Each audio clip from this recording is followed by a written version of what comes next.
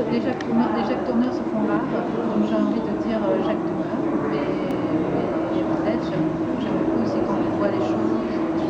Ce qui est génial avec le fantastique, et peut-être justement une branche fantastique, on va dire l'horreur, c'est de voir très frontalement des images qu'on n'ose pas affronter, quoi. Mais les deux sont bien. Enfin, naturellement, j'aurais tendance à aimer la suggestion et la poésie, mais voilà. Hier, c'était plutôt Jacques Tourneur, avec un moment très gore. Oui, c'était très intéressant le film d'hier. Oui, le film était super. Parce que vraiment, cette manière qu'on a de s'identifier à ce personnage extrêmement détestable, d'avoir peur pour lui, d'être touché par lui, c'est très réussi, c'est très fort et c'est très intéressant. C'est vraiment un film, comme un film psychologique, en même temps très joueur, très ludique. C'est vraiment cette fixation qu'il a sur les immeubles. Quand on pense à Rec... Il ressemble beaucoup à l'immeuble de Rec. Il ressemble beaucoup à l'immeuble de Rec. Même le toit, je me rappelle de Rec 2 au début, le toit est très similaire quand même. C'est intéressant comme point de vue, ça. Oui, tout à fait, ça permet de juxtaposer des gens très différents, et en même temps, c'est vrai qu'un lieu, c'est souvent un personnage au cinéma, et je trouve qu'il l'utilise très bien. Et oui, cette maison, elle existe vraiment. Oui. Oui, c'est pas très... C'est assez latin peut-être aussi. C'est filmé en scope alors que c'est claustrophobe.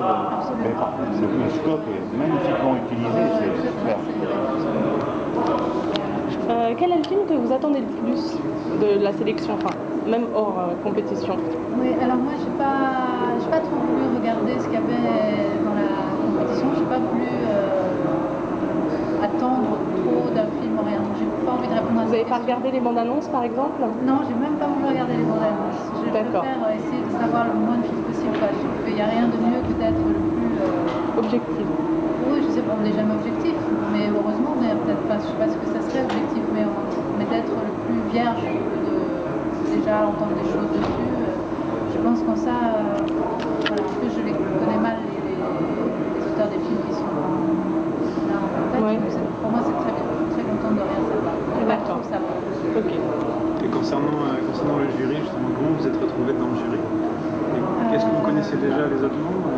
Oui, je ne sais pas comment je me suis retrouvée, il faut demander ça à ceux qui m'ont proposé. Je pense que peut-être que je suis un peu la fille de service, mais ça me va très bien. Enfin, je veux dire, je suis très contente, c'est tellement agréable de voir des films quand on est dans un jury parce qu'on est complètement focalisé là-dessus, on oublie tout le reste des choses, je suis très contente. Et après, c'est très agréable, je suis très curieuse de voir comment les autres vont ressentir les films qu'on va voir. Je connais Christophe Gans, je ne le connais pas très bien, mais je le connais depuis très longtemps. Je le connais depuis, je pense que quand on avait 20 ans en fait, et la première fois que je l'ai vu c'était au Rex, au festival du Rex, et je crois qu'il présentait un court métrage, et voilà, je me souviens bien de sa présentation, donc ça me fait très plaisir d'être avec lui dans ce jury. En plus c'est un cinéphile inouï quoi. J'aime beaucoup ce qu'il fait, je l'avais croisé une fois, donc je me réjouis aussi vraiment d'entendre son point de vue sur les films. Et Jaume, je le connais un petit peu aussi parce que j'ai vu une fois déjà dans un festival avec lui, dans un jury, et c'est un très grand plaisir d'être avec tous les trois. Vous savez déjà comment vous allez travailler en fait comme jury ou... Non, en plus ça commence vraiment ce soir, de voir les films. Je pense que ce qu'on s'est dit c'est qu'on allait parler de tous les films. Voilà, parfois les gens sont contents attendre un peu de voir et puis on se focalise sur les films peut-être qu'on aime, je sais pas, mais je pense que ce qui va être excitant, je pense, c'est de débattre de chacun des films. On n'a pas encore établi de règles, on va voir.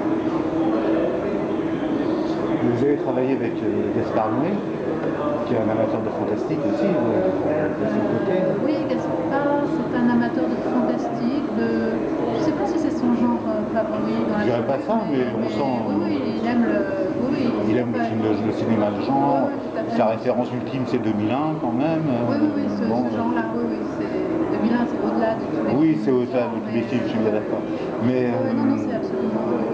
C'est possible que vous retravaillez ensemble après Carnet et puis Tous contre tous? En fait, l'époque de Carne et de Seul contre tous, ce qui s'est passé, c'est que c'était des films qu'on a fait dans des conditions de court-métrage, même Seul contre tous qui est un long. Et on a une boîte de production ensemble, on n'est pas producteur, enfin, c'est pas.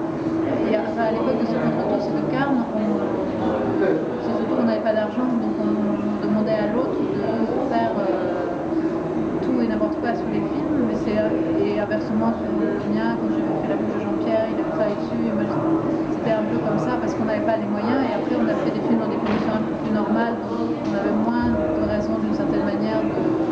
Voilà, je ne suis pas finalement monteuse, lui il n'est pas chef opérateur, donc voilà, c'était une espèce d'entraide. Peut-être, qui sait. En tout cas, voilà, sur Enter the Void, j'ai participé au scénario. Ça peut prendre. Vous avez travaillé aussi sur Enter the Void? Voilà, mais plus sur le scénario, plus en amont, quoi. Pas sur le tournage. Voilà, et après, c'est plus. Voilà, on se montre les choses qu'on fait, on en parle, c'est plus des échanges comme ça, quoi. Quel est votre regard sur le cinéma de genre français en ce moment et dernièrement, quoi? Oui, ça c'est une question qui m'embête un peu aussi parce que finalement, bizarrement, je n'ai pas tellement vu de films de genre français. Oui. Surtout des films récents. Donc voilà, je suis pas. Ça ne vous intéresse pas? Vous n'avez pas l'occasion de.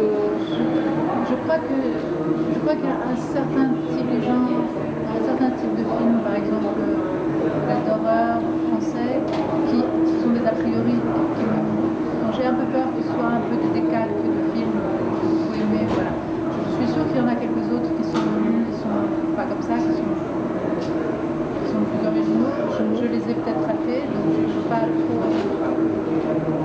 Je ne vais pas avoir de jugement là-dessus parce que je connais très peu. J'ai eu des a priori et peut-être à tort.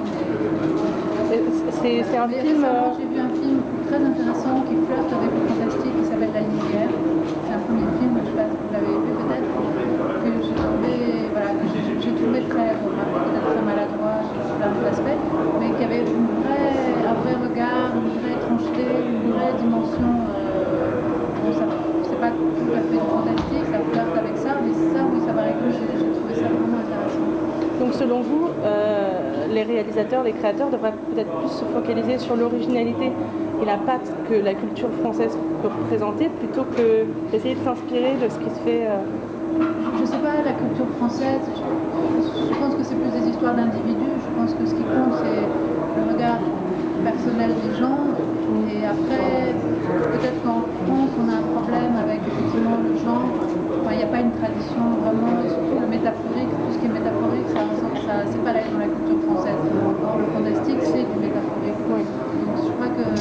Et après, il y a ce côté de la rationalité, etc. Mais je pense que c'est une histoire de personnalité. Je pense que les gens doivent trouver leur propre voie, et c'est souvent la chose la plus difficile, en fait. Surtout quand on est cinéphile, qu'on admire plein de choses. Voilà, dans ce sens-là. Mais après, le genre français, oui, c'est pas. Oui, finalement, la nationalité est importante. Et vous aviez vu Il, qui est sorti il y a 3 ans environ? Je l'ai pas vu. C'était deux frères qui avaient réalisé ça. Oui, avec Zoé Félix. Oui, j'ai plus le souvenir. C'était le point de départ était un fait divers qui était survenu en Roumanie, un couple de Français qui étaient là-bas, qui habitaient une grande maison isolée dans les bois, et ils se retrouvent un soir comme hantés. On ne sait pas si ce sont des fantômes au départ, si ce sont des agresseurs. C'est très curieux, il y a une tension. J'avais trouvé ce film formidable. Il ne faut pas dire la fin. Il ne faut pas dire la fin, non, voilà. surtout, comme pour tous les films d'ailleurs. Voilà, exactement. Et en fait, depuis le dernier film, c'est Innocence. Oui. Vous travaillez sur d'autres projets à la oui, mise en scène? en fait, j'ai deux projets depuis Innocence. J'en ai un qui est vraiment un film, de genre. C'est un film de science-fiction très low-tech, avec une dimension d'horreur, qui est pas forcément très chère, mais qu'on a du mal à monter, en fait, du mal à monter. Et maintenant, j'ai un autre projet qui est un peu plus simple,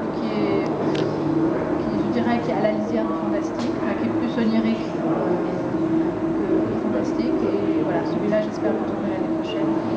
comme Innocence, qui n'était pas vraiment un film fantastique, mais qui avait tous les codes à peu près du conte fantastique. En fait, Innocence, c'est vraiment un film abstrait, d'une certaine manière, et voilà, et ce projet-là, ces deux autres projets sont beaucoup plus dans le genre, ils sont plus liés au réel, d'une certaine manière, et en même temps plus dans le genre. En ce moment, je pense que vous êtes au courant, il y a un petit éditeur qui s'est monté, qui est en train de travailler sur un DVD de La Bouche de Jean-Pierre. Vous travaillez avec eux un petit peu? Oui, je suis tout à fait au courant. Je suis très très contente que ce film puisse sortir en DVD parce qu'il n'existait qu'une VHS. C'est un film qui date de la fin des années 90, donc de cette période où je travaillais avec Gaspard, de l'époque un peu de Seul contre tous. Voilà, donc ça sera une manière de faire réexister un peu le film. Et je suis très contente aussi de la manière dont ils s'en occupent. Ils sont vraiment, ils travaillent très très très bien. Et je pense que le DVD, on a refait une copie, un master numérique qui va être très très joli. La sortie, c'est prévu pour quand? Je crois qu'ils n'ont pas encore de date. Je dirais que ça va être peut-être à la fin du premier trimestre 2012, mais je ne sais pas exactement. Moi, je suis très heureux de découvrir le film parce que je ne l'ai pas vu, d'une part.